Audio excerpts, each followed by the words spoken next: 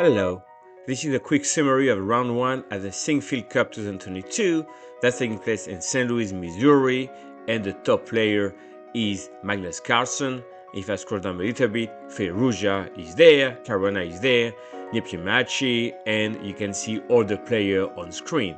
So top play, classical chess, and the round 1 was featuring Magnus versus Nepomniachtchi. And Carlsen beats Nepomniachtchi just like in the World Championship last year in Dubai. Let's go to the game. In this game, on second move, Magnus plays c4.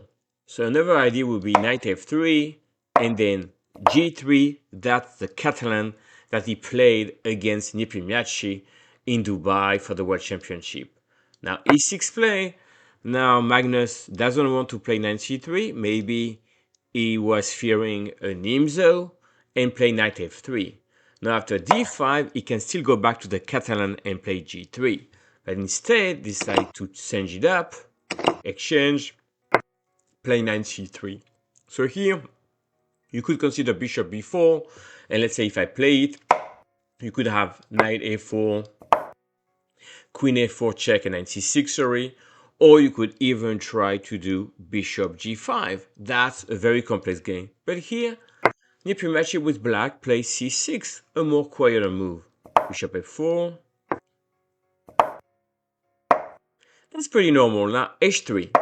That's a little bit more ambitious by bishop g3, which would exchange the bishop. So h3, bishop e7.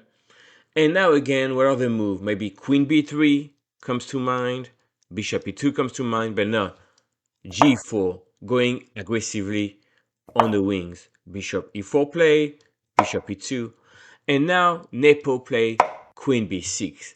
I can understand that because if you're to castle, then of course g5 and the knight retreats or comes here, but you can see that you can attack with the white pieces.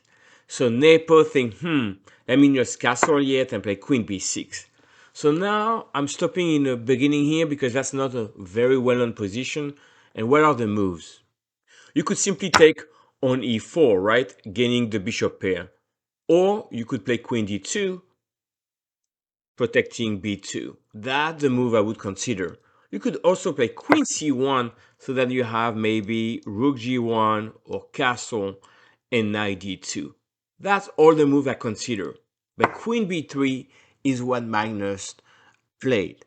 And that's surprising because of course Nepo took and now keeps the bishop pair. However, you're thinking, well, maybe there's the a5, but these pawns looks double to me and black is very solid.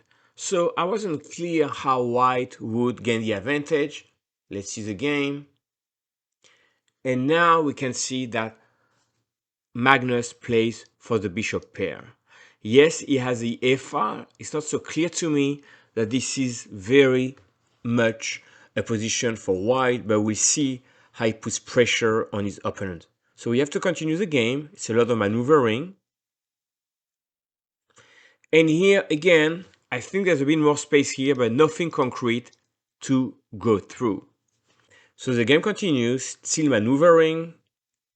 Now knight a4, this move makes sense, coming to c5 or to b6, but bishop d6, right? And I think black is solid. So here I was considering a move like rook hc1, but the move played is bishop e1. So that bishop could come maybe to a5, and you can see a pattern on the dark squares.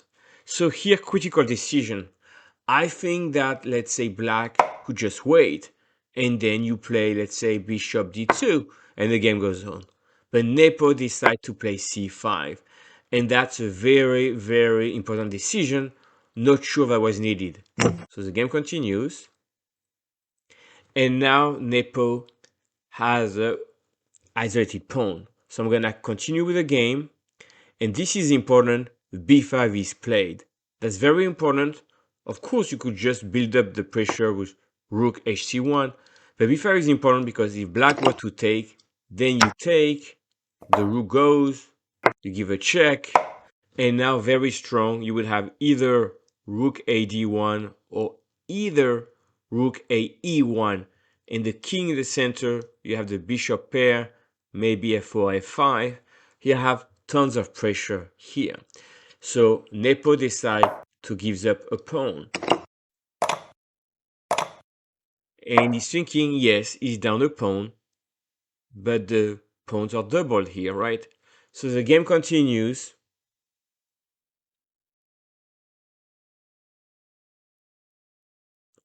And this is a critical moment. How to put pressure on move 36. And here, you don't want to exchange pieces. You have a very good rook. Another rook here. Clearly, if this pawn drops, that would be very good for white. And the move is bishop b1. Now, of course, very good was bishop f1 as well, with the same idea. So bishop b1, we're attacking d5, and bishop a2 is coming, and we can see that black doesn't have any target. So rook e5 played, and now, of course, if you were to play rook g8, then you come here like that, and you're attacking d5. So Nepo tried f6, take, take, take.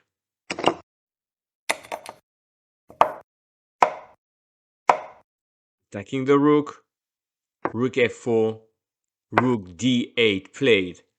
And here, instead of retreating the bishop, let's say to b3, or maybe to e4, much stronger was the move played by Carlsen, b6, and black resign.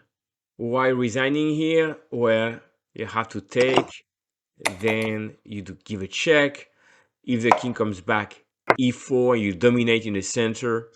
And if the king moves up, then you grab a pawn, you're up 3 pawns, and this is easily converted at the level of Magnus.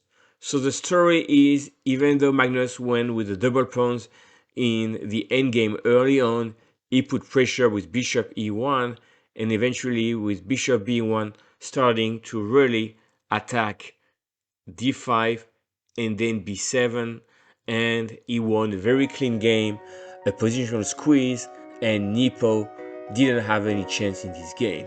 So I think that was a clear statement by Magnus Carlsen, and he's looking to win this tournament. Thank you very much.